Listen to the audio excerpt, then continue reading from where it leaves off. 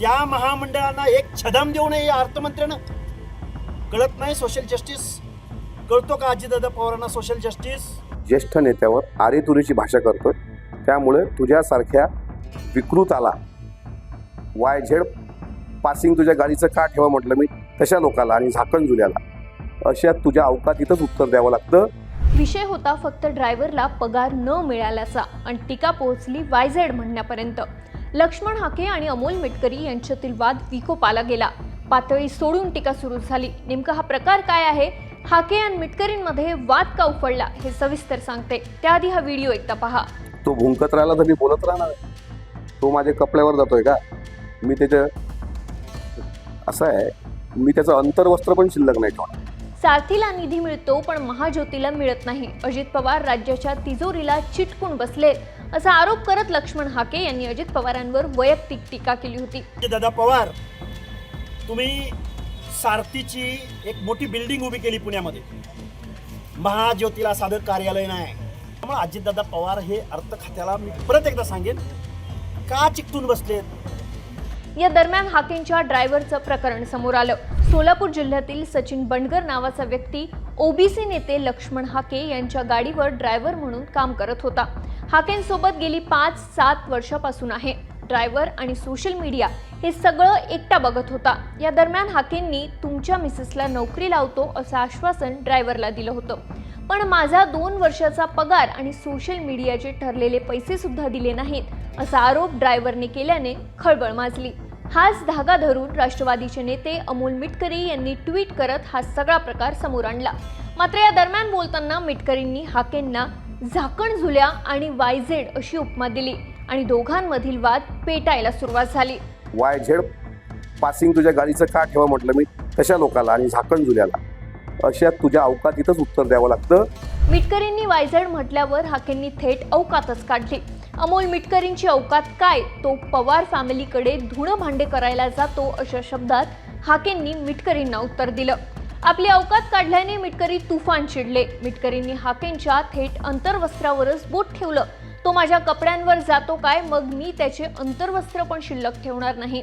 या विकृत्या राज्यातील मोठ्या नेत्यावर एकेरी टीका करताना शोभतं का असं म्हणत मिटकरींनी हाकेंचं सगळंच काढलं. तो भुंकत राहिला तर मी बोलत राहणार. तो माझ्या कपड्यावर जातोय का? मी त्याचं असं आहे, मी त्याचं अंतर्वस्त्र पण शिल्लक नाही ठेवणार. या दरम्यान मिटकरींनी हाकेंची एक ऑडिओ क्लिप देखील व्हायरल केली. लोहा मतदारसंघात हाक्याने उमेदवार उभा करून त्याचा प्रचार केला.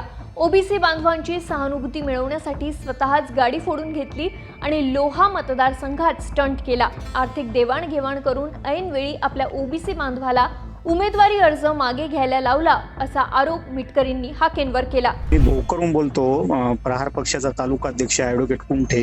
तुम्ही माझ्या ऑफिसला पण आला होतात.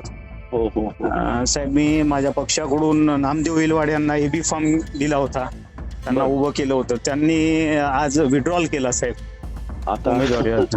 आणि त्यांचं म्हणणं की लक्ष्मण हाके साहेबांचा माझ्यावर दबाव आहे.